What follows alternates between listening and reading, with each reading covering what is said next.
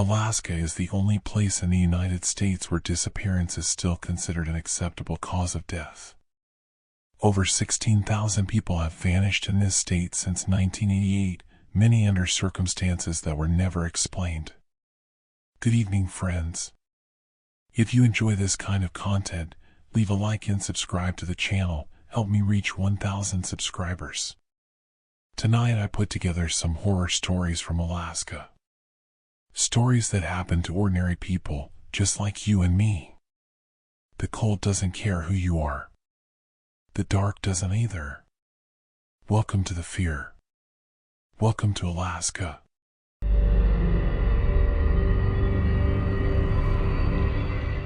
People ask me why I do it. Why a 43-year-old high school biology teacher from Boise, Idaho, a man who coaches junior varsity soccer and makes his own sourdough and has a lab mix named Chester who sleeps at the foot of the bed, why a man like that drives 1,800 miles north every fall to strap on a pack and volunteer for search and rescue operations in the backcountry surrounding Denali National Park. I tell them it's because the mountains make sense to me in a way that most things don't. I tell them it's because someone has to do it.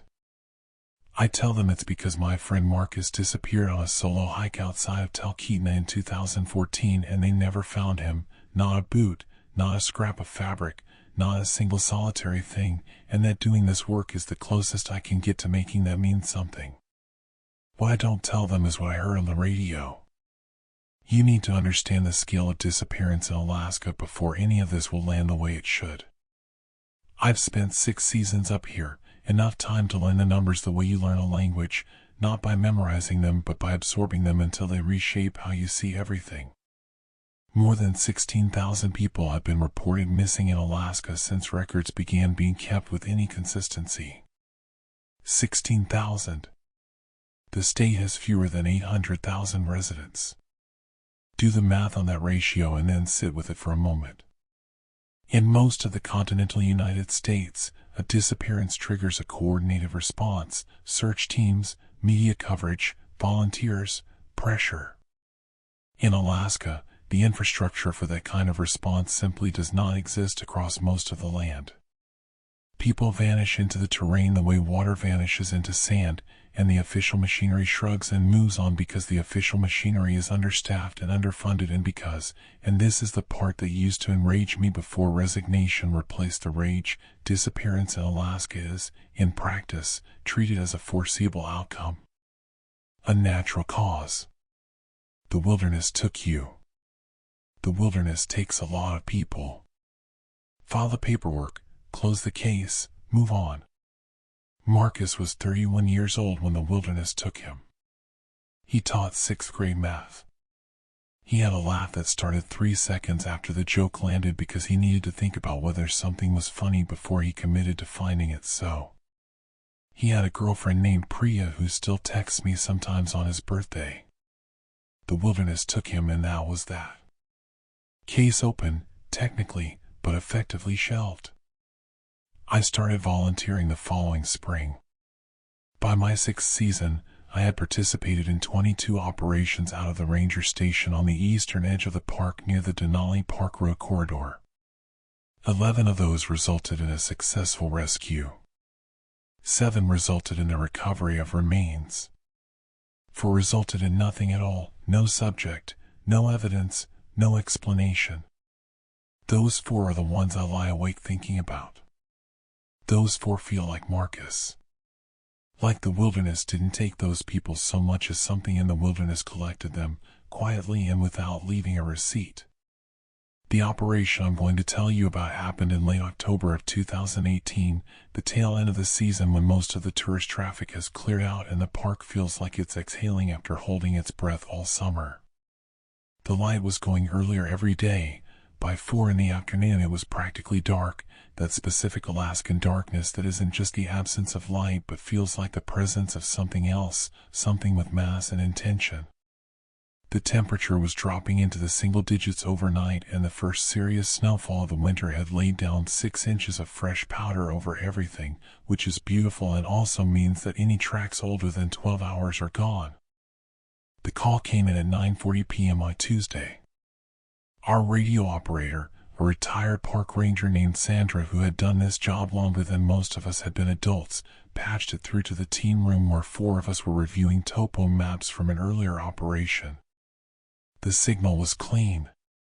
Whoever was transmitting knew how to use the equipment, not just the basics but the fine adjustments, the clarity optimization, the things you learn over time and repetition. The voice was male, calm, and precise. He gave his name as Daniel Voss. He provided coordinates, latitude and longitude down to the 4th decimal place, which is a level of GPS accuracy that tells you the person on the other end is not a casual hiker.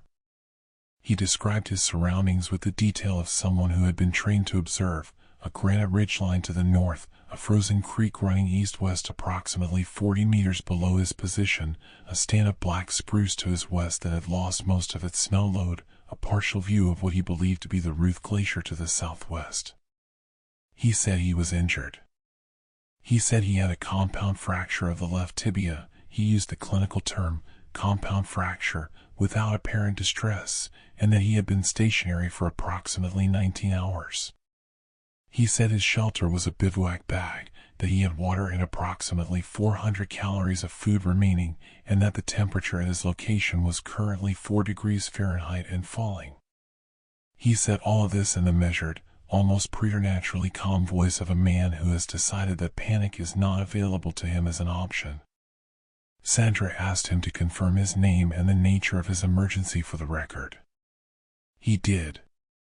She asked him to stay on frequency and let him know we were mobilizing. Standard protocol. She looked at me over the radio console and I looked back at her, and we were both already thinking the same thing, which was that this was going to be a bad one. 19 hours stationary at 4 degrees with a compound fracture in the backcountry outside Denali is not a situation, it's a clock, and the clock had been running for most of a day before we even knew it was counting. We geared up in 11 minutes. 4 of us, me, Sandra's son-in-law Pete who was our medical lead, a woman named Dr. Carla Reyes who was doing a research fellowship at the University of Alaska Fairbanks and volunteered on weekends, and a former Army Ranger named Big Tom who didn't talk much but moved through terrain the way water moves through terrain, finding the path of least resistance by pure instinct. We had the coordinates punched in, sleds packed with medical supplies, and were on snowmobiles heading east into the park interior by 10:08 p.m. The coordinates placed Daniel Voss at a location roughly 14 miles from the ranger station, in a section of backcountry that sits in a fold between 2 ridgelines and drains into a creek system that feeds eventually into the Nenana River. I've been in that general area twice before, once on a training run, once on a recovery operation that had not recovered anything. The terrain is technically difficult but not impossible, a series of short steep pitches separated by flat creek bottom travel. At speed on snowmobiles, 14 miles in those conditions is about an hour of hard riding. We kept the radio channel open the entire way. Every 15 minutes, Sandra's voice from the station asked for a status update from Voss, and every 15 minutes his voice came back, steady and unchanged, describing his surroundings, his pain level, his vital signs as best he could self-assess them. His pain level, he said, was significant but manageable. When Pete asked him how he was managing it with a compound fracture and no medication, Voss paused for the first time and then said, quietly, that he had a high threshold. Pete looked at me from behind his balaclava. I looked at the darkness ahead of my headlight and kept riding. It took us 14 hours. I want you to sit with that. We left at 10:08 p.m. and we reached the coordinates at approximately noon the following day. 14 hours to cover 14 miles. Because the terrain was not what the map said it was, not in October, not under 6 inches of new snow on top of ground that had been softening since August and was now a concealed maze of sinkholes and ice-covered creek channels and hidden drop-offs. We lost Big Tom's snowmobile to a creek crossing at the 2-hour mark. It went through thin ice and we pulled him out but left the machine. We navigated the last 7 miles on foot, which in those conditions with that gear is not walking so much as control falling, a constant negotiation with gravity and cold, and the awareness that if any one of us goes down badly we have a second emergency on our hands. Through all of it, every 15 minutes, the radio check. Every 15 minutes, boss. His voice never changed. That's what I keep coming back to. 14 hours of compound fracture and 4-degree temperatures, and his voice stayed calibrated, almost clinical, describing his surroundings with the same precise vocabulary he'd used on that first transmission. At hour 8, Pete whispered to me that he was worried the calm was a neurological sign, hypothermia advanced enough to suppress the stress response, the body shutting down one system at a time, starting with the ones that cause distress. I told him it was possible. We pushed harder. We reached the coordinates at 12:07 p.m. I need you to understand the landscape as I'm describing what we found, because the landscape matters. The coordinates placed Voss at a flat shelf of rock and frozen ground about 60 meters above the creek bottom, bordered on the north by a granite wall and on the south by a steep open slope running down to the ice. The shelf was maybe 20 meters wide and 15 deep. It was exposed. There was no tree cover, no natural windbreak, no feature that would make it a logical shelter location. But it was where the coordinates said he was, and GPS doesn't lie at 4 decimal places. There was no one there. No bivouac bag. No equipment. No blood in the snow, which with a compound fracture there would have been. Compound means the bone has breached the skin, and that is not a bloodless injury, not after 19 hours, not in any version of reality I know how to describe. There were no tracks leading to the shelf and no tracks leading away. The snow was pristine. Perfect. Untouched. The only marks in it were ours. Carla said it first. She stood in the middle of that empty shelf with her pack still on, and she said, quietly and without any particular inflection, "There's nobody here." The words fell into the silence the way a stone falls into still water, and the ripples just kept going. We searched the surrounding area for 3 hours. Every direction from the coordinates, expanding in a grid, calling his name into the wind. Nothing. Pete got back on the radio and contacted Sandra at the station, who confirmed that the transmissions had been coming from our frequency, that she had logged all of them, that she had the recordings. The voice was real. The radio contact was real. The coordinates were precise to a level that cannot be produced by guesswork or by someone operating under severe physiological distress. And the shelf was empty. We bivouacked one night on that mountain because the conditions had deteriorated, and going back in the dark was a decision none of us were willing to make.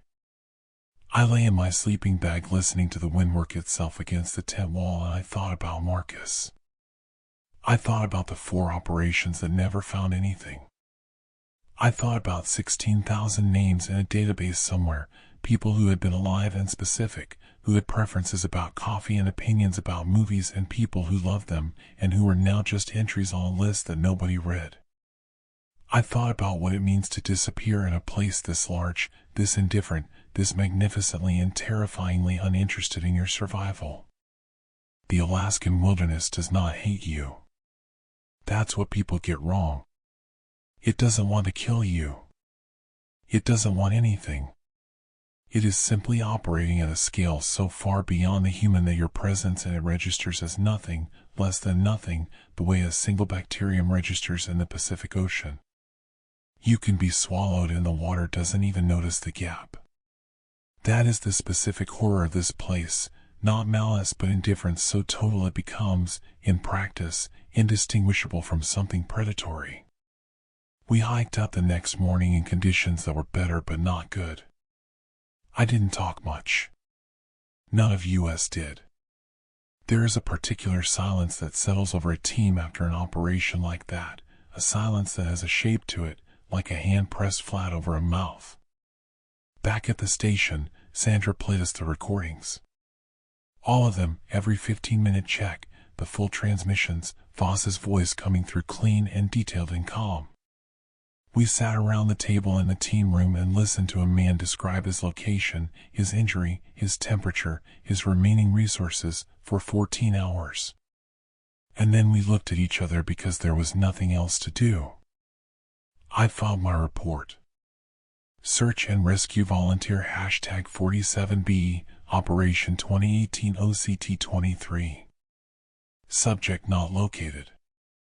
No physical evidence at coordinates. Audio contact confirmed by station logs. Recommendations, none. Outcome, inconclusive. In the state of Alaska, inconclusive is another word for acceptable. I want to tell you that I moved on. That I finished out the season, drove back to Boise in November, resumed my life of sourdough in Chester and junior varsity soccer, and filed the VOS operation away in the same place I file all the ones that don't resolve. I want to tell you that because it sounds like health, like a person who has found a functional relationship with the terrible things he's seen. But here's what actually happened. 6 weeks after I got back to Boise, in the third week of November, I was in my kitchen on a Saturday morning making coffee when my cell phone rang. Unknown number with a 907 area code, Alaska. I answered it. Static. Then a voice. I am not going to dramatize this. I am not going to tell you my heart stopped or that I dropped the coffee or that Chester started barking. What I'm going to tell you is that the voice was calm and precise and male, and it described coordinates, latitude and longitude to the 4th decimal place, and it said the words compound fracture, and it said the pain level was significant but manageable, and it said the temperature was 4 degrees and falling, and then the line went dead. I stood in my kitchen in Boise, Idaho, holding my phone, while Chester turned in 2 circles at my feet and lay down, and the coffee maker beeped to tell me the pot was ready. I called the 907 number back. The automated response told me the number was not in service and had not been in service. I called Sandra at the ranger station. She checked the logs for that date, that day, that morning. No transmissions. No VOS. No open operations. I went to the radio I keep in my home office, a base unit, the same make and model I use in the field, kept on the same emergency frequency, because I don't know why. Because I needed to do something physical in response to something I had no physical framework for. I turned it on. I ran the frequency scan. There was nothing on the channel. Just the white hiss of an open line, which is the sound a radio makes when it's working correctly and simply has nothing to receive. I sat there for a long time with the static filling the room. They never identified Daniel Voss. I have searched every public record I can access, missing persons databases, SAR incident logs, National Park Service reports, Alaska State Troopers filings. No Daniel Voss reported missing in Alaska in October 2018. No Daniel Voss with a matching description in any adjacent period. The name either belongs to someone who was never reported missing, or to someone who was never real, or to something I don't have a category for yet. The recordings from that night still exist. Sandra made me a copy before I left that season. I have them on a hard drive in the same drawer where I keep Marcus's last postcard, the one he sent from Talkeetna 2 days before he disappeared, a photograph of the mountains and 3 sentences about how the light up here does something to you that you can't explain to anyone who hasn't seen it. He was right about that. I still do this work. I'll go back again in September. People ask me why and I give them the same answers I've always given, and those answers are true as far as they go, but they don't go far enough to reach the real answer, which is something I don't entirely understand myself. Something that has to do with those 4 operations that found nothing. With 16,000 names. With a shelf of pristine snow at the coordinates of a man who called us from inside an emergency that left no mark on the physical world. With the radio in my office that I leave on now, always, even while I'm sleeping. The same frequency. Low volume, a murmur under everything, the soft white hiss of an open line. I tell myself it's habit. I tell myself it's professional readiness, that a volunteer should always be available to receive a call. But the truth, the real truth, the one I only admit in the dark at 3 in the morning when Chester has moved to sleep under the bed for reasons I don't ask him to explain, the truth is that I'm waiting. Because Daniel Voss called once. And the things that call once always call again. And whoever is out there, whatever is out there, moving through those mountains with coordinates precise to the 4th decimal place and a voice designed to make you come running, it knows my frequency. It has known it for a long time. And tonight, somewhere north of Fairbanks, somewhere in the fold between 2 ridge lines above a frozen creek in the dark, the snow is perfect and unmarked and a radio is transmitting into the cold, patient as something that has never needed to hurry. Waiting for someone to pick up and say, "We're on our way." I want you to understand something before I tell you any of this. I am not a reckless person. I have a mortgage in Spokane, Washington. I have a dentist appointment I try not to cancel. I fold my laundry. I check my tire pressure before road trips.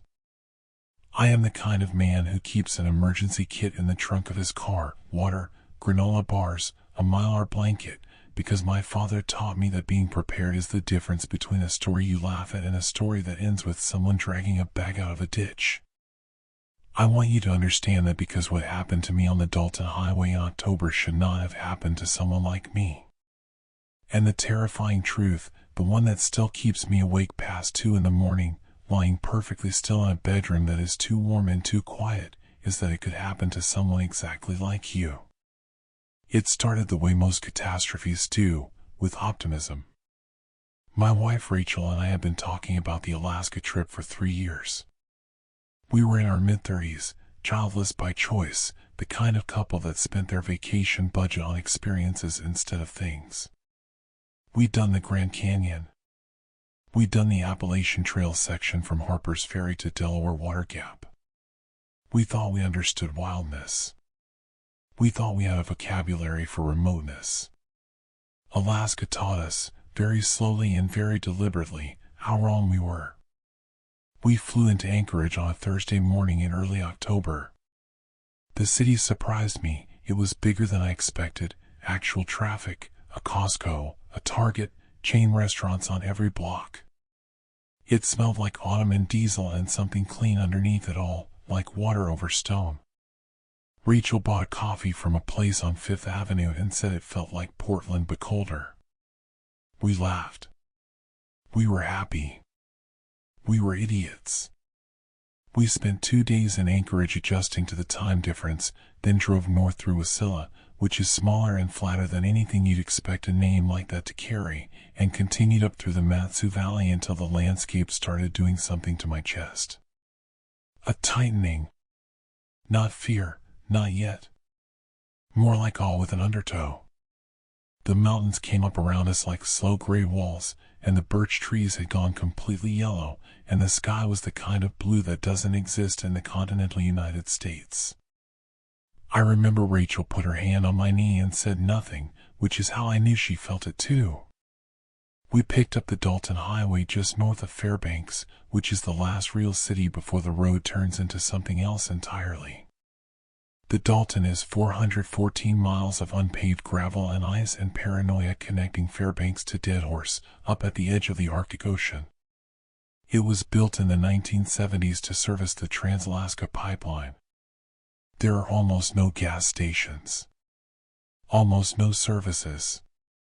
Stretches of 2, 3, 4 hours where you will not see another vehicle, another human being, another sign that civilization ever made it this far north. We knew all of this. We had read about it. We had a printed checklist. What we did not account for was the cold arriving 3 weeks early. By mile 200, the temperature had dropped to 11 degrees Fahrenheit and the sky had gone the color of old pewter, low and heavy. By mile 240, it was snowing, not the soft decorative snow of Christmas cards but something meaner and more deliberate, horizontal and relentless, reducing visibility to maybe 30 feet ahead of our headlights. By mile 270, I could feel the rear end of our rented Chevy Tahoe beginning to slide on corners, and the GPS had given up, just a spinning wheel where the map should have been. Rachel had stopped talking. The silence between us had a texture to it. At mile 280, the engine died. Not a sputter, not a warning light, not a gradual decline. One moment the engine was running and the next moment it was not, and the heater with it, and we were coasting onto the gravel shoulder in the dark with the wind throwing itself against the windows hard enough to flex them. I tried to restart it 6 times. The 7th time, I stopped trying because I could feel the battery weakening with each attempt and I didn't want to finish it off. Rachel looked at me and I looked at her, and neither of us said what we were both thinking, which was that it was 11 degrees and getting colder and we were 2 people from Spokane and this was a very serious situation. We had the emergency kit. We put on every layer we packed. Rachel found the Mylar blanket and wrapped it around both of us in the back seat, and we held each other with the specific grip of people who understand that their body heat is now a finite resource. I kept watching the road through the snow, hoping for headlights, for a truck, for anything, and nothing came. In the places between gusts of wind, the silence outside was so absolute and so enormous that I could hear my own heartbeat. That was when Rachel spotted the light. It was a smear of orange through the white, maybe 200 meters off the road to the east, the suggestion of a window, of something warm and enclosed. We debated. I've played this moment back so many times, reconstructed every beat of it, and I cannot tell you what the right answer would have been. What I can tell you is that it was 11 degrees and we were not equipped to survive the night in a dead car, and the light was there, and we went toward it. The cabin was small and old in a way that Alaska does to structures, withered gray wood with black gaps in the chinking, a rusted stovepipe rising from the pitched roof, a covered porch with a split log bench no one had sat on in a long time. There were no tracks in the snow around it. No vehicle, no snowmobile, no sign of recent human traffic. Just the orange glow from one small window, steady and warm, like something patient. The door was unlocked. Inside, a single room, maybe 14 feet by 16. A wood stove in the corner throwing real heat, which hit us like a physical thing after the cold outside. A narrow bunk against one wall, a wooden table and 2 chairs, shelves with old canned goods, beans, peas, a can of Spam, and a kerosene lantern, lit, hanging from a hook in the ceiling. Everything was clean. Dust-free. The wood in the stove was recently fed. But there was nobody there, and there were no footprints in the snow outside, and the single window showed us nothing but our own pale reflections. Rachel said, "Someone must have just stepped out." I agreed, because agreeing was easier than the alternative. We sat at the table and waited for the owner to return. An hour passed. We ate Spam from the can because we hadn't eaten since Fairbanks and the fear had metabolized our lunch. The stove creaked and ticked. Outside, the wind did what it was going to do. I found an old paperback on the shelf, a Western without a cover, and I read the same paragraph 8 times without retaining any of it. Rachel fell asleep in the chair. I watched her sleep and I thought about how much I loved her, and I thought about how absurd it was that this was happening to us, how 2 weeks ago I had been in a meeting about quarterly projections, how the distance between that conference room and this cabin was not just geographical but felt like a rupture in the fabric of what was real. That was why I started to really feel it. The aloneness. The Alaskan aloneness, which is different from any other kind. In the continental United States, you are never truly alone. There is always a road that leads somewhere. There is always a cell tower within range, or a town an hour away, or the knowledge that the infrastructure of civilization is threaded through the land beneath your feet. Out here, none of that was true. We were on a road that most people in America didn't know existed, in a state most people in America had never visited, in a cabin that no one knew we had entered, 200 meters off a highway where no car had passed in hours. I thought, if we disappeared tonight, it will be a very long time before anyone even thinks to look in this direction. The thought arrived without drama. It just settled. I don't know why I fell asleep. I didn't intend to. I woke at 3 a.m. to a sound from the roof. It came from directly above the bunk, which I had moved to at some point I couldn't remember. Footsteps. Clear, deliberate, unhurried, the sound of weight being placed with intention. Heavy. Slow. The pattern was wrong for an animal. Animals move with a kind of irregular, scrabbling energy. This was measured. Rhythmic. Like someone walking from the back of the cabin to the front, pausing, then walking back. I lay absolutely still. Every nerve I had went cold in a way that had nothing to do with the temperature in the room, which was still warm from the stove. I stared at the ceiling as if I could see through it, tracking the sound. Rachel was awake, I knew from her breathing, which had changed. We did not speak. We did not make a sound. The footsteps stopped directly above us. Then came the knock. 3 of them. Evenly spaced. Not frantic, not aggressive. Patient. The kind of knock that knows it will be answered. The sound traveled down through the old wood of the roof and the walls, and I felt it in my back teeth and in the base of my spine. Rachel's hand found mine in the dark, and her grip was steel. We waited. A minute passed that felt like a geography. Nothing. Then the footsteps again, moving toward the front of the cabin. Stopping. And then silence. A silence that was worse because it felt chosen, like something deciding not to announce itself anymore. I have asked myself many times whether it was a bear. Alaskan brown bears are large enough to produce footsteps that heavy, particularly on a pitched roof. But bears do not knock. Not once, not in any account of bear encounters I have ever read. Bears do not knock 3 times on a surface and then stop and wait. And bears, crucially, do not produce the sensation I felt in the following minutes, which was not fear of an animal but something more foundational, the deep animal certainty that whatever was above us was aware of us in the specific, calculating way that a mind is aware of a mind. We sat together until gray light came through the window. We did not speak. We did not sleep. I fed the stove once around 5 in the morning, and the sound of the iron door opening seemed obscenely loud. When it was light enough to see, we went outside. The snow around the cabin was undisturbed. I want to be careful about how I say this because I know how it sounds. I am not embellishing. There were no tracks on the roof, no tracks leading to the cabin from any direction, no evidence that anything had approached us in the night. Our own footprints from the previous evening were the only marks in the snow, and they came from the road and went to the door and nowhere else. I stood in the cold morning looking at that roof for a long time. We hiked back to the road. A freight truck found us within an hour, a haul road trucker named Dennis who smelled like coffee and machine oil and was the most beautiful human being I have ever seen. He had a radio. He called it in.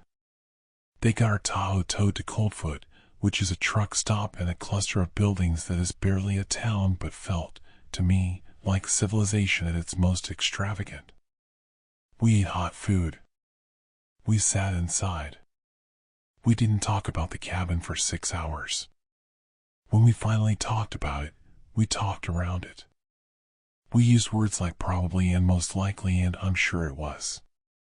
We did what people do when they have experienced something they don't have the right language for. We built a rational explanation out of pieces that didn't quite fit, and we agreed to believe it. We flew home from Fairbanks 4 days later. The flight attendant asked if we had a nice trip. Rachel said yes. I nodded. 3 weeks after we got back, I was at my desk in Spokane on an ordinary Tuesday, and I received an email from the rental car company with the incident report on the Tahoe. I don't know why I read it as carefully as I did. But there was a line at the bottom of the mechanic's assessment, in plain language, noting that the cause of the engine failure was determined to be water in the fuel line. A simple contamination. Could have happened anywhere. It did not feel like a coincidence. It felt like an invitation that had been designed to look like an accident. I still don't know who owns that cabin. I tried to find records, property filings, trapper's permits, homestead claims. Nothing came up for that section of land. I reached out to an Alaska Department of Natural Resources office in Fairbanks and was told, politely, that there were a lot of structures out there from a lot of eras and not all of them were in the system. What I know is this: the lantern was lit when we arrived. The stove had been recently fed. The cabin was clean and maintained and ready in the way that things are ready when someone is expecting a use for them. And whatever stood on that roof in the dark knew we were there, and it knocked 3 times, and it waited. It is almost spring now in Spokane. The tree in our front yard is starting to come back. I drive to work in daylight and I come home in daylight, and there are neighbors I can see through lit windows and cars on the street and all the noise and nearness of other lives pressing up against mine, and I am grateful for every single piece of it in a way I cannot explain to people who haven't felt its absence. But sometimes I wake at 3 in the morning and the house is very quiet, and I lie in the dark and I think about that ceiling above me, and that measured weight, and that knock. And how it sounded like something that had done this before. And was, very calmly, still waiting for an answer. I have seen things in this job that do not leave you.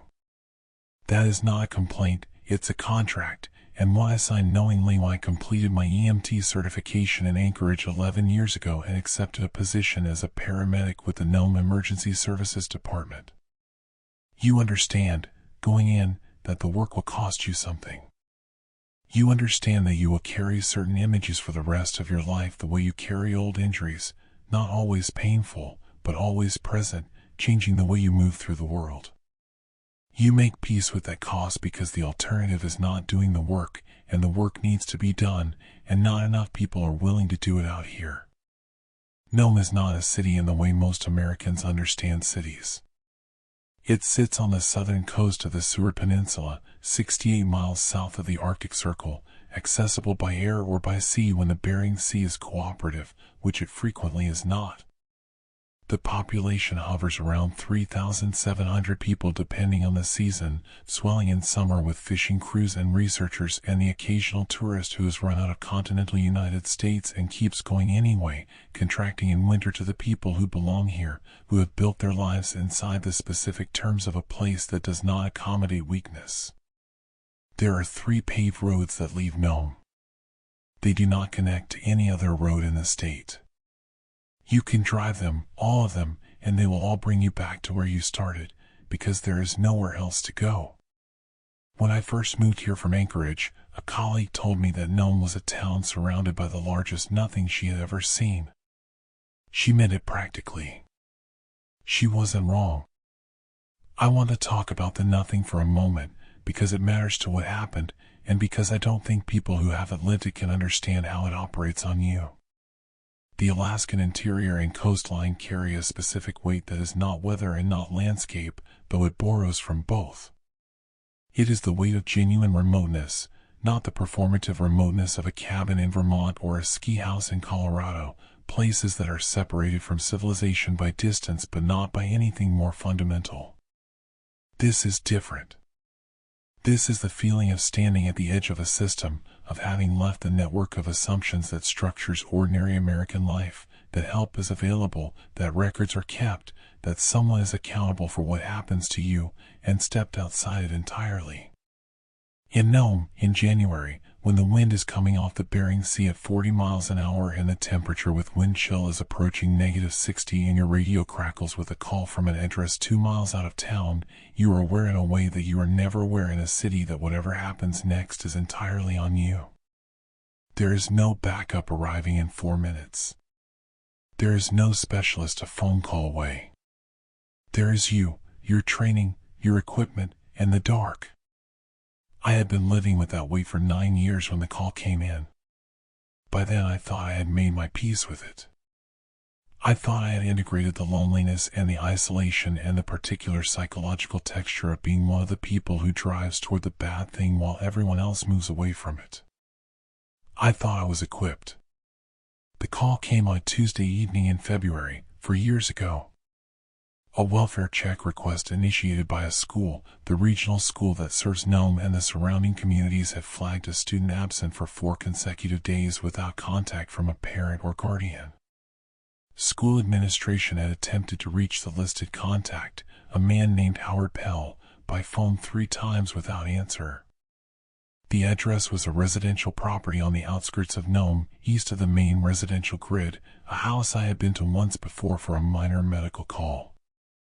I remembered it vaguely, a low house set back from the road, weathered siding, a propane tank beside the back wall.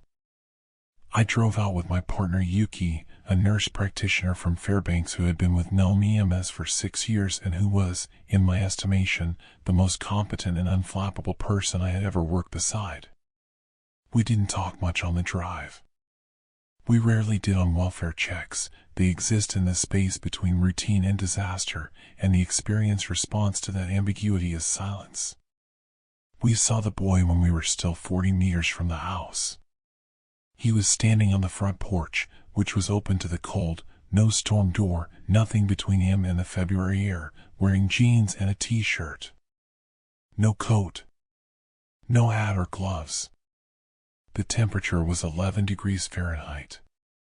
He was watching us come up the road with the patient, focused attention of someone who has been waiting without impatience for a long time, someone who is accustomed to waiting, who has made a practice of it. As we got closer, I could see that he appeared to be about 8 years old, slight build, dark hair, pale skin, features that were regular and unremarkable and would have been pleasant on any playground in any suburb in any part of the country. He looked like a child. He looked completely, utterly, unhorrifically like a child, and that is why I keep coming back to when I try to explain why it took me so long to feel frightened. He looked so precisely like a child that I didn't immediately process the thing that was wrong, the way you sometimes don't immediately register a misspelling in a familiar word because your brain fills in the correct version automatically. What was wrong was his skin. Not its color, which was pale but not concerning given the temperature and the season. What was wrong was its quality. In 11 degrees of Alaskan winter air, having stood on that porch without a coat for however long he had been standing there, and the snow around the porch showed no recent tracks, which meant he had been out there long enough for new snow to cover his footprints, which in the current conditions meant at minimum an hour. In 11 degrees, a child of 8 should have been in physiological distress. The blood vessels in the skin constrict in response to cold, flushing the cheeks, reddening the extremities, producing the particular bright discomfort of cold skin. His skin showed none of this. It was the same temperature as the air around him, or that is how it read, matte and still and neutral in a way that human skin, which is always doing something, always regulating and responding and reacting, simply is not. We got out of the vehicle and I said his name. I had it from the school record, which listed the student in residence as Jacob Pell, 8 years old. He looked at me when I said it. He didn't respond, but he looked, and the looking was correct. He tracked my face. He oriented towards sound. His eyes were clear and brown and present. Everything was correct. Everything was completely, unbearably correct. Yuki knelt down to be at his level and asked him if he was cold. He said no. She asked him how long he had been outside. He looked at her for a moment with an expression I did not immediately have a word for, and then he said, without inflection, he stopped waking up. Yuki and I exchanged a look over his head. She stayed with the boy. I went inside. Howard Pell was in the bedroom, in bed, under the covers, in an attitude of sleep that was not sleep. The room was cold.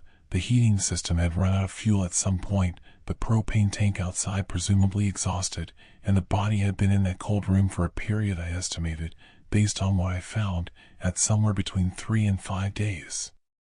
He was a man in his late 50s, lean, gray-haired, with the weathered look of someone who had spent his life doing physical work in a difficult climate.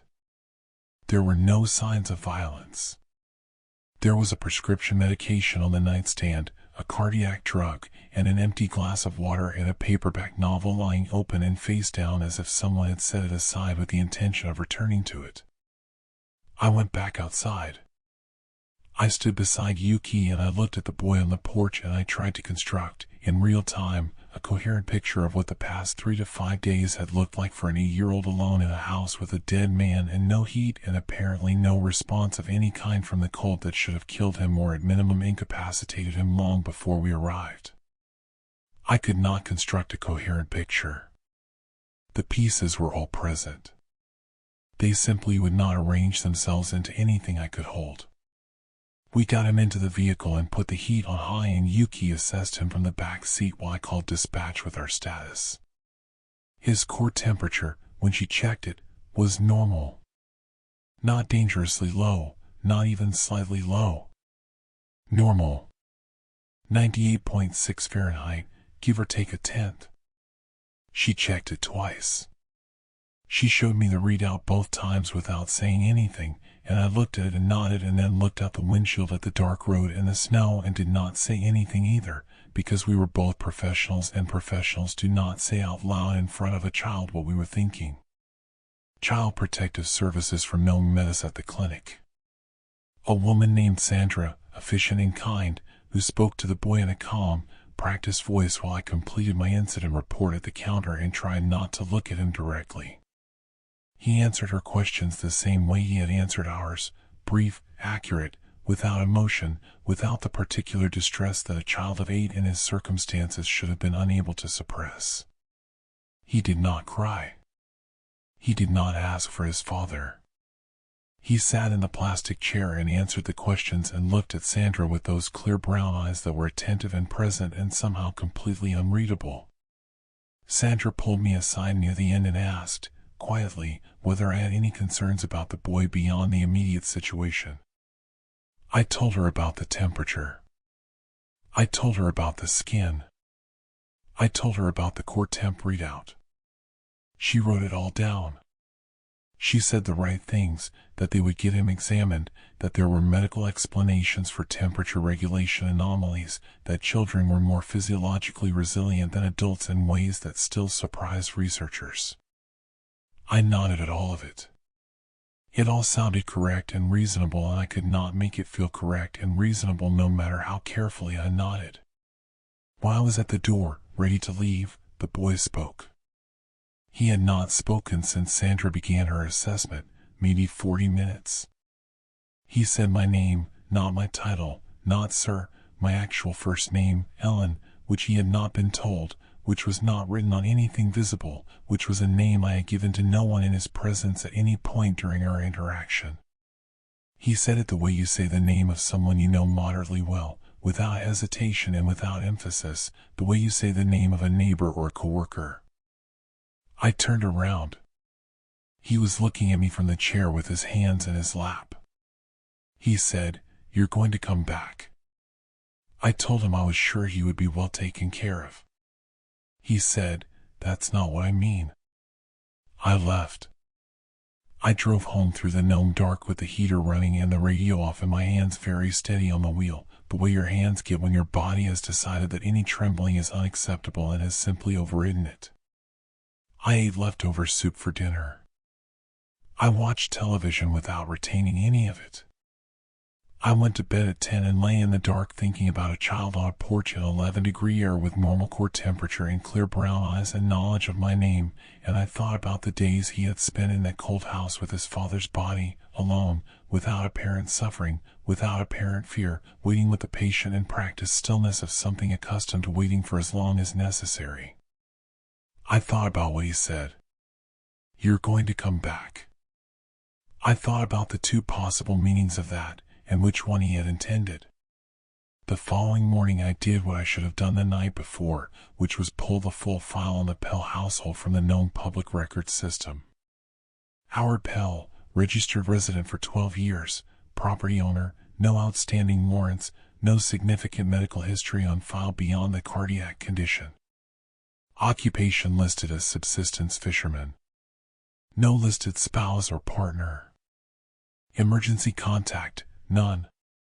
And then the field I had known I would look at, the one I had been constructing a reason to check since the moment I drove away from that clinic, dependent minor in residence. The field was blank. I called the school. The administrator who had filed the welfare check confirmed the student's enrollment, Jacob Pell, age 8, enrolled the previous September, adequate attendance, no behavioral flags. She gave me his enrollment date and the documentation that had been submitted. I asked her who had submitted the enrollment paperwork. She said the father had come in person. I asked what documentation he had provided. She paused and then told me, with the slightly defensive tone of someone who can see where this is going and doesn't like the destination, that the enrollment had been processed on the basis of a birth certificate and a residency declaration. I asked her to read me the birth certificate details. She put me on hold for 4 minutes. When she came back, her voice had changed in a small but unmistakable way, the particular vocal adjustment of a person who has opened a drawer and found something that wasn't supposed to be there. She said the birth certificate on file was a photocopy. She said the document quality was poor. She described it as faded, the kind of document that had been copied too many times or from a source copy that was already degraded. She said the name was legible. The date of birth was legible. The place of birth was listed as known. She said she was looking at it right now, and she said, with careful professional composure, that she could not speak to its authenticity because she was an administrator and not a document examiner, but that looking at it, she was not certain it was a real document. She was not certain it was not a real document, either. She was simply not certain. I asked her to hold the document and contact the State Vital Records Office to request a birth certificate verification. She said she would. I thanked her and hung up and sat in my kitchen in Nome, Alaska, surrounded by the specific profound silence of a coastal Arctic town in February, and I thought about a man who had lived on the outskirts of Nome for 12 years with no listed emergency contact and no dependent on his official records, who had walked into a school in September and enrolled a child with a photocopied document of uncertain provenance, and who was now dead in a cold room while that child sat in a clinic with clear brown eyes and a normal core temperature and knowledge of things he had not been given. The Vital Records Office called back 3 weeks later. There was no birth certificate on file in the state of Alaska for a Jacob Pell born in Nome on the date listed on the document. They had searched the adjacent years as well, a 2-year window in both directions. Nothing matching that name, that date, that location. They suggested the record might exist in a different state if the birth had occurred elsewhere, and offered to initiate a broader search. I authorized the search. It returned nothing.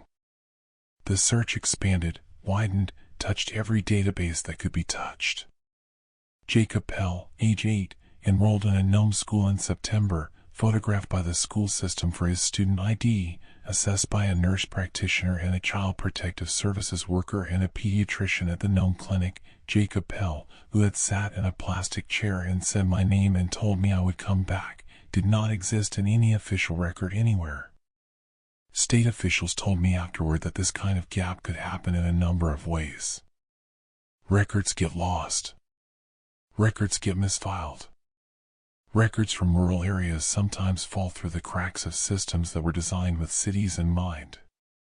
A child born at home, in a remote location, to a parent who for whatever reason did not engage with the registration process could conceivably reach the age of 8 without a formal record. It was irregular, they said. It was concerning. But it was not impossible. They said this with the measured confidence of people who need things to be possible. I have not been able to reach anyone who knows what happened to Jacob Pell after Child Protective Services processed his case. He was placed with a temporary foster family in Nome.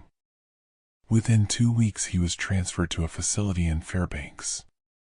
After that, the trail runs cold in the specific way that trails run cold when you are not family, not an official investigator, not anyone with a legal basis for the information. People stop returning my calls. Doors close with bureaucratic politeness.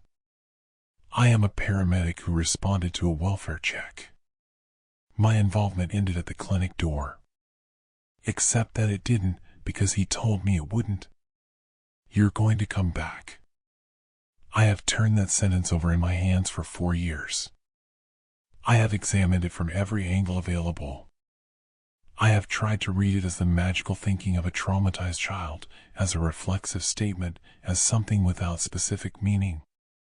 I cannot make it weightless no matter how I try, because he said it the way someone says something they know, not something they hope or fear or guess. He said it with the serene factual confidence of a child who has watched this happen before and knows how it ends. I still live in Nome. My lease runs another year and then I will decide something.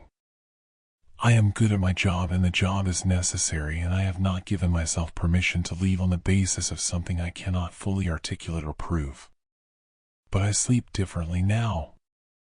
I sleep with the awareness of the particular enormity of the Alaskan dark outside my windows, the knowledge that in a place this large and this lightly documented, with systems this thin and record-keeping this imperfect, a child can exist and not exist simultaneously, can be enrolled in a school and assessed by professionals and photographed and documented and still fail to appear in any database anywhere, and the gap where the record should be can be explained, plausibly and professionally, as a clerical problem. Maybe it was a clerical problem.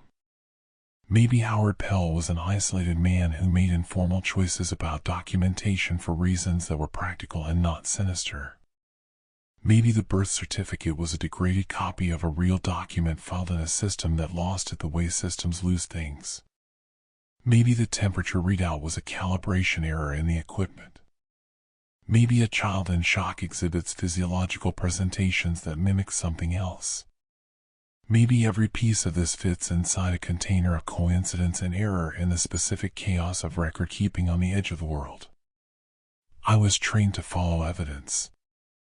I followed it, and the evidence ran out, and what remained was a blank in a database where a child should have been, and the memory of clear brown eyes and a voice that said my name before it had been given, and the sentence I have carried in my chest like a stone for 4 years now. You're going to come back. Some nights, when the wind is coming in hard off the Bering Sea and the dark outside is absolute and the town is as quiet as Nome gets, which is very quiet, I lie in my bed and I think about what I don't know. About all the things that exist in that dark without records, without documentation, without anyone's official acknowledgement that they are there. And I wonder whether back meant back to the house. Or back to him. Or whether, in some way I don't have the language for yet, it was not a promise but a description of something already in motion. Something that has been in motion since February, 4 years ago, patient and certain, moving toward a conclusion that he could see from wherever he was standing, and that I am only now, in the dark, beginning to feel approaching. I check my shift schedule every morning. So far, no calls have come from that address. So far. I am not a superstitious man. I want to lead with that because everything I'm about to tell you will sound like the account of someone who is, and I need you to understand the distance between who I was before that winter and what I've become.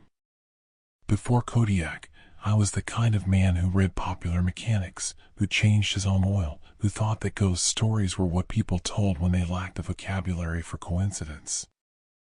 I was 47 years old and I had never once in my life woken up in the middle of the night from a nightmare. Not once.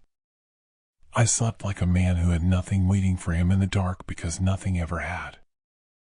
I want to tell you who I was, because who I am now is harder to explain. My name is Ray Callahan. For 11 years I worked marine logistics for a shipping company out of Seattle, coordinating freight manifests and port schedules from a desk with a view of Elliott Bay. It was good work, steady, predictable, the kind of job that lets you buy a reliable car and max out a Roth IRA and come home at a reasonable hour to a house that smells like whatever you cooked the night before. I had a wife named Diane for 8 of those years, and then I didn't, and the house stopped smelling like anything good. When the company offered voluntary separations with a decent package in the spring of 2019, I took it without hesitating. I was hollowed out in the specific way that a divorce and a decade of fluorescent-lit sameness will hollow a person, and I needed to go somewhere that would fill the space back in. I chose Kodiak the way you choose something when you're not thinking clearly, by feel, by impulse, by a photograph I saw in an issue of Alaska magazine in a waiting room. The island sits in the Gulf of Alaska, southwest of the Kenai Peninsula, large enough to have a town with a grocery store and a hospital and a community college, but wild enough that brown bears outnumber people, and the coastline goes on for so long that a man could walk it his entire life and not cover it all. A college friend put me in touch with a fisherman named Gus Halverson who was looking to rent the caretaker's cottage on his property for the winter while he overwintered with family in Portland. Small house, maybe 800 square feet, set back 60 meters from a rocky beach on the northeastern side of the island. 6 months, utilities included, $800 a month. I drove north, put my car on a ferry, and crossed the Gulf in November with a chest full of luggage and the fragile hopefulness of a man who has decided that geography can be a cure. The house was beautiful in the way that simple, functional things are beautiful. Wide plank floors worn smooth by decades of boots, a wood stove that heated the whole space in 20 minutes, a single window above the kitchen sink that looked directly out at the water. The beach below the property was all dark volcanic rock and kelp and the massive gray restlessness of the Gulf, and on clear days I could see the mountains of the Kenai Peninsula across the water like a suggestion of somewhere else. I set up my desk near the window and I told myself that I was healing. For the first 3 weeks, I was almost right. The loneliness arrived the way serious cold arrives, not all at once but by degrees, each day marginally darker and more isolated than the last, until one morning you realize you cannot remember the last time you heard another person's voice outside of a transaction. The nearest neighbor was a fisherman named Earl who lived a kilometer up the beach and waved when he drove past but didn't stop. The nearest town of any size was Kodiak itself, a 40-minute drive on roads that got genuinely dangerous after the first real snowfall. I had cell service 3 bars of it on clear days, none when the weather moved it off the Gulf, which it did 4 days out of 7. I read. I cooked.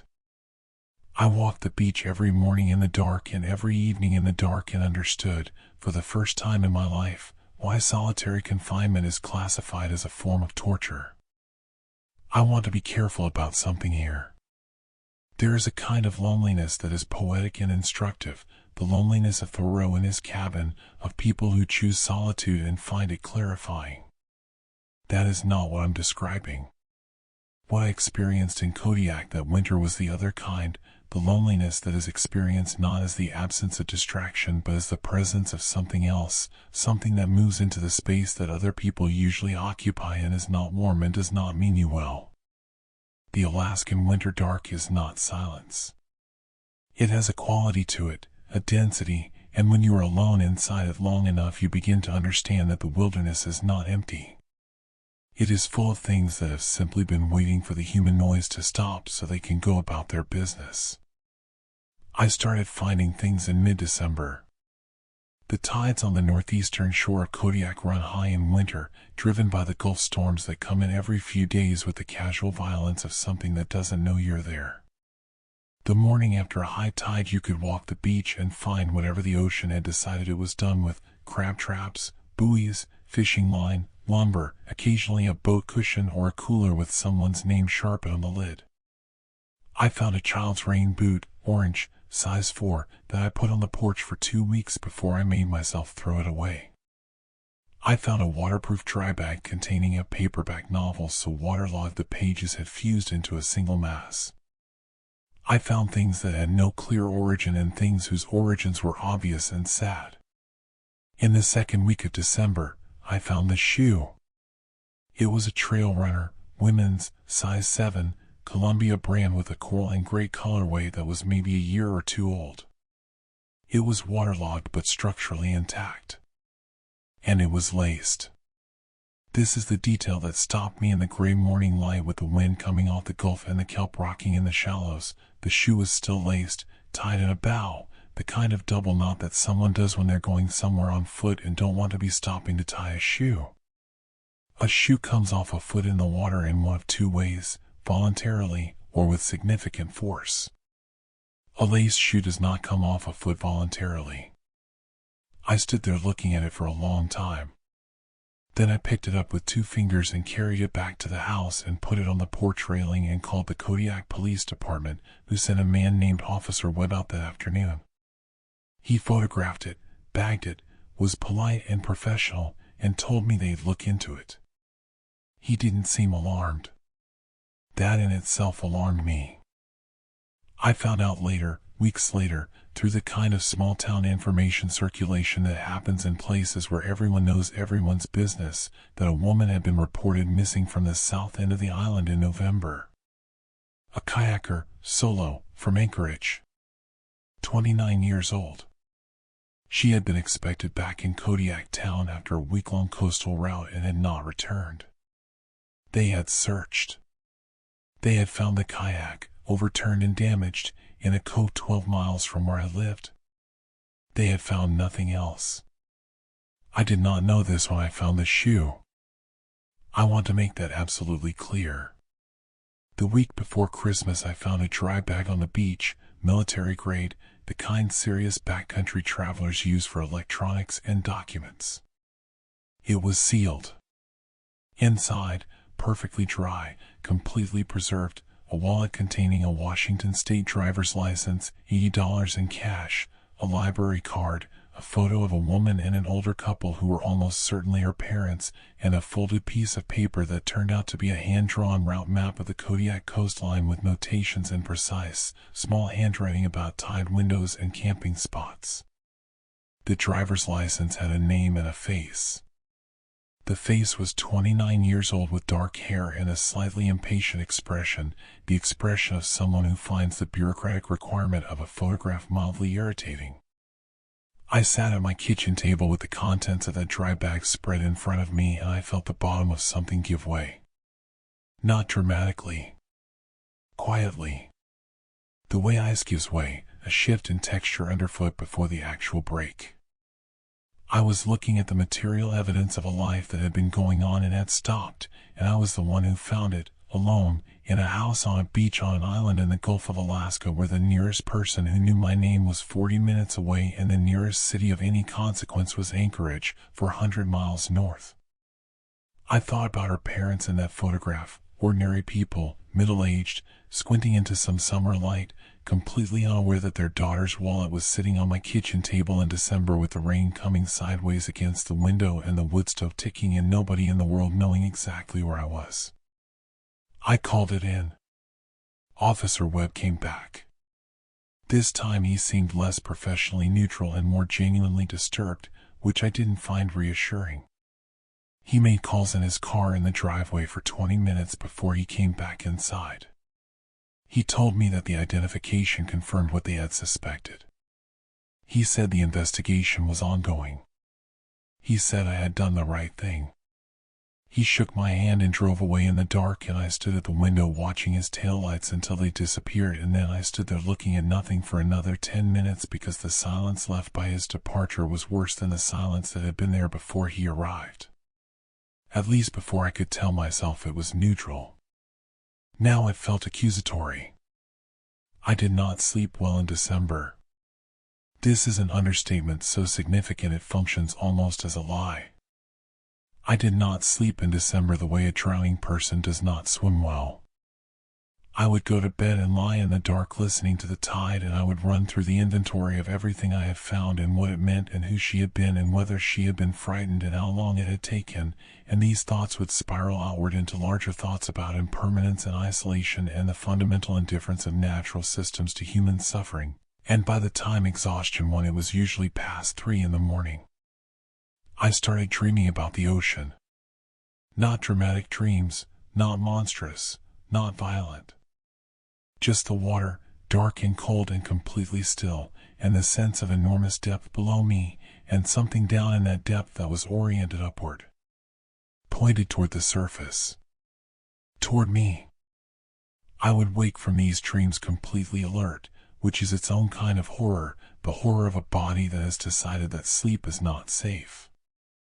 And then, on a night in the last week of December, I woke at 2 a.m. and reached for the glass of water on the nightstand, and my hand came down on something cold and gritty, and I turned on the lamp and looked at what was in my bed. Sand. Dark volcanic sand, the specific black-gray color of the beach below my house, damp, carrying the smell of the Gulf, brine and kelp, and the cold mineral smell of deep water. A concentrated deposit of it on the right side of the mattress, on the sheet, extending to the edge of the bed. Not a smear, not a trace. A quantity. The kind of quantity that transfers from clothing or a body, the kind that says something wet came in from outside and lay here. I have explained this to myself many times in the months since. I have explained it as sleepwalking. I had never sleepwalked in my life, but there is a first time for every pathology. I have explained it as something tracked on my own feet, though I had showered before bed and the floor between the door and the bedroom showed nothing. I have explained it as the house settling, as groundwater, as anything that fits inside the category of things that happen for reasons. None of these explanations survived contact with what I found when I got out of bed and walked to the hallway. Footprints. Wet.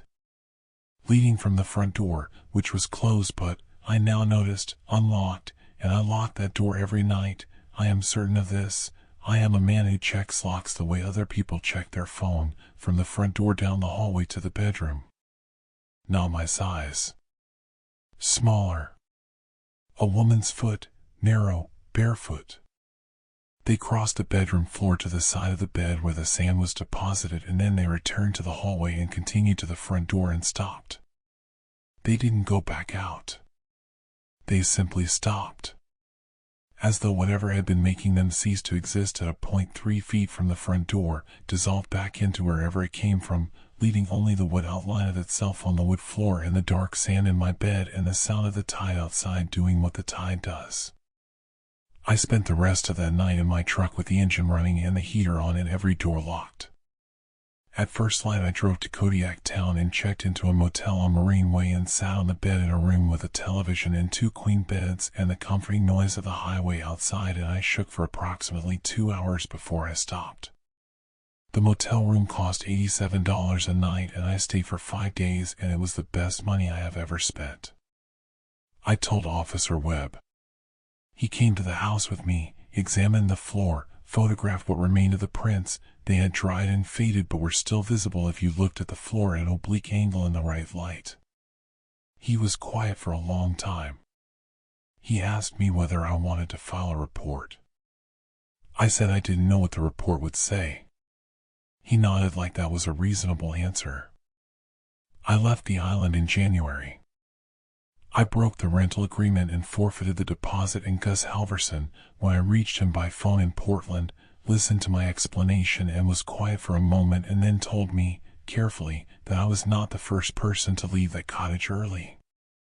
That the previous winter tenant, a graduate student from the University of Washington, had also left without explanation in December. That the tenant before that, a nature photographer, had mailed back the key with a note that said only, "I can't explain what I heard." He had rented the place for 20 years. 6 of those 20 tenants had left early. He had been meaning to mention this. I am back in Seattle now. I live in an apartment in Capitol Hill with 2 other units on each side of me and a coffee shop on the ground floor, and the sound of the 49 bus every 12 minutes and more ambient human noise than I ever thought I would find comforting.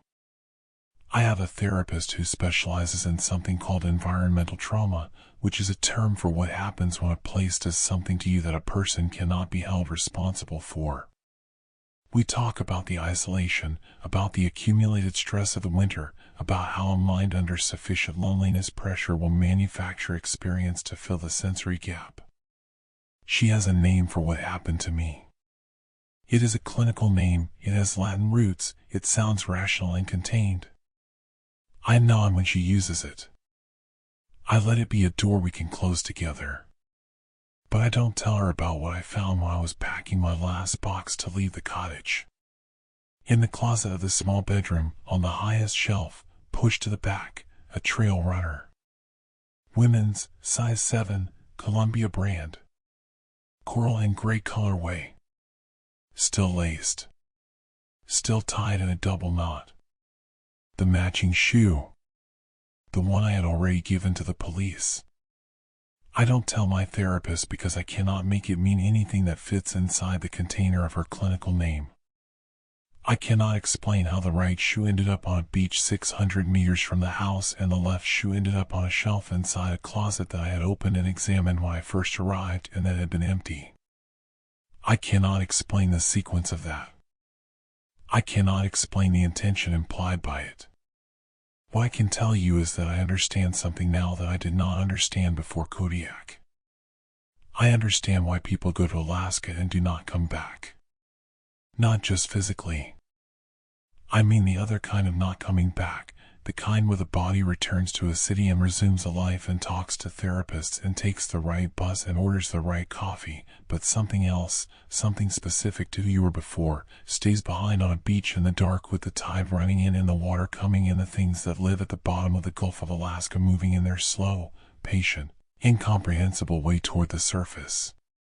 She was 29 years old. Her name was on her driver's license. She had a library card and a handwritten route map and a photo of her parents and $80 in cash, and she went into the water off the coast of an island in November, and the ocean took her the way the ocean takes people here, without drama, without announcement, without leaving enough of an explanation to satisfy the people she left behind. And whatever the water keeps, the water sometimes brings back. Not whole. Not safe. Not with any purpose a person could name. But back. On certain tides, in certain winters, to certain shores. I check the locks every night. Both of them, the deadbolt and the chain. I have checked them every night since January. I will check them tonight. I will check them tomorrow. The thing about locks is that they assume the thing you're afraid of needs a door. I'm no longer sure it does.